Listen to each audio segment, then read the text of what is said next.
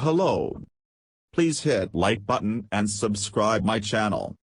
Also press bell icon for future video notifications. Thanks. Wintertime outbreaks of COVID-19 have been largely driven by whether people adhere to control measures such as mask wearing and social distancing, according to a study published February 8 in Nature Communications by Princeton University researchers. Climate and population immunity are playing smaller roles during the current pandemic phase of the virus, the researchers found.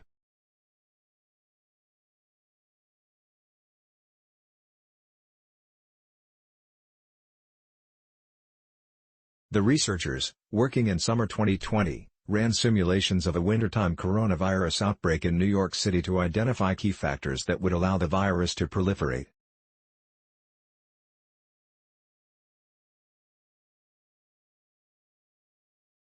They found that relaxing control measures in the summer months led to an outbreak in the winter regardless of climate factors.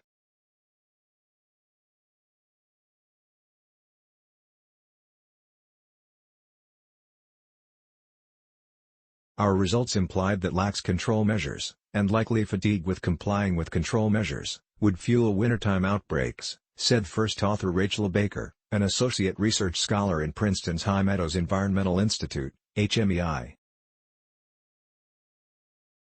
Baker and her co-authors are all affiliated with the May Climate Change and Infectious Disease Initiative. Although we have witnessed a substantial number of COVID-19 cases, population-level immunity remains low in many locations, Baker said. This means that if you roll back enforcement or adherence to control measures, you can still expect a large outbreak.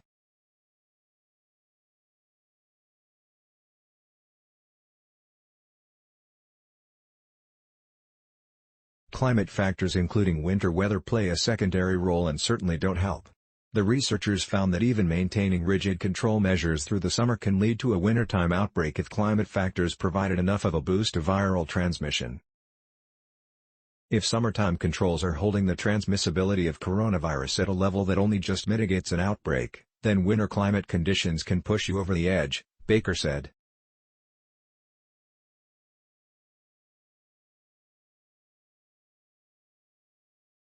Nonetheless, having effective control measures in place last summer could have limited the winter outbreaks we're now experiencing. Cases have climbed in many Northern Hemisphere locations since November. In the United States, spikes in COVID-19 cases are thought to be tied to increased travel and gatherings for Thanksgiving and Christmas.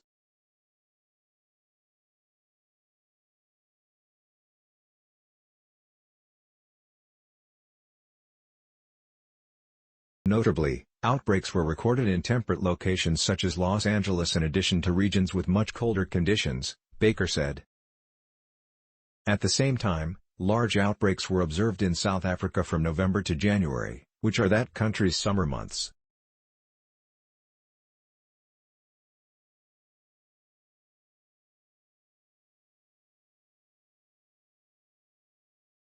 The greater incidence of COVID-19 in various environs really speaks to the climate's limited role at this stage, Baker said.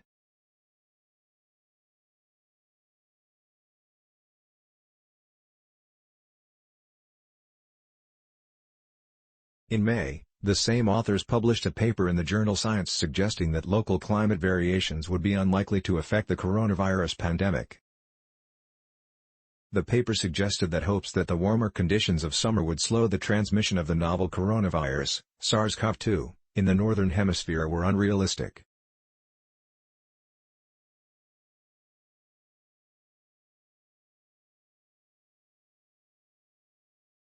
Gabriel Vecchi, a professor of geosciences and the High Meadows Environmental Institute and co-author of both studies, said that the virus currently spreads too quickly and that people are too susceptible for climate to be a determining factor. The influence of climate and weather on infection rates should become more evident, and thus a potentially useful source of information for disease prediction, as growing immunity moves the disease into endemic phases from the present epidemic stage, Vecchi said. The most recent study provides insight on how scientists can determine the impact of various factors on the virus at various times, said co-author C. Jessica Metcalf, associate professor of ecology and evolutionary biology and public affairs and an associated faculty member. An important challenge that we tackle here is balancing the role of many potential factors on the trajectory of the epidemic, Metcalf said. As the pandemic progresses, both natural and vaccinal immunity will play an increasing role, underscoring the importance of developing a handle on the landscape of immunity. Critical factors to consider when projecting the future of COVID-19 are emerging variants of the virus, as well as how Please support our channel to grow by pressing subscribe button as well as the bell icon for environment updates. Thank you.